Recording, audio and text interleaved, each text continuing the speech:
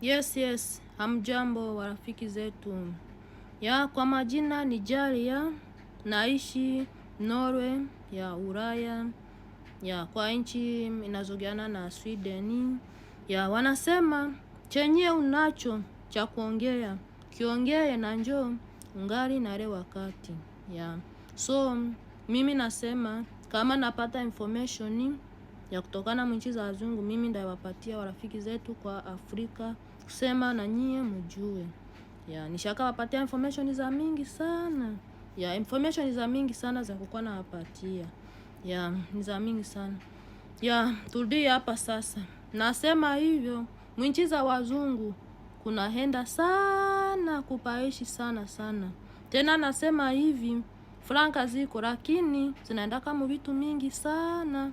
Zinaenda mu vitu mingi sasa. Sasa tuone chengine chenye franka kwenye zinaendaka. Munajua ngizi nchi za wazungu. Ngizi watu tunalipaka moto yenye tunatumikisha kupiga chakula. Bia yote tunalipaka moto, maji tunapasha elipa. Naona ngizi nchi za wazungu haiko bure kupaishi.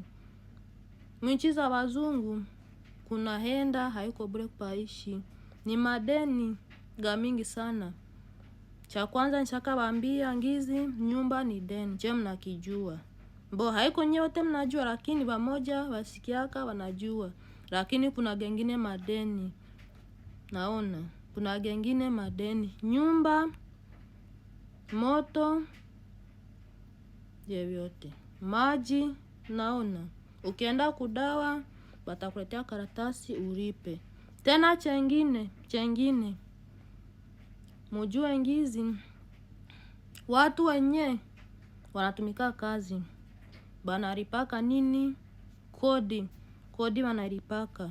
Kwa Kinyarwanda njo nini? Umusoro. Njo tax. Ile wanalipaka wowote anatumika kazi anapasha ilipa. Unaona ngizi nchi za wazungu hakuna kitu cha bure, no. Nchi za wazungu hakuna kitu cha bure. Nyumba, maji, moto, kodi ni kubilipa, unaona. So njo kwa maana tunasema hii wamshukuru yote mnapata, ikuwe mingi ikuwe kidogo. Mwazungu mwazungu kuna henda kupaishi ni madeni. Nawaambia ni mzuri mnajua rafiki zetu kwa Afrika, hata mko kule ni mzuri mnajua.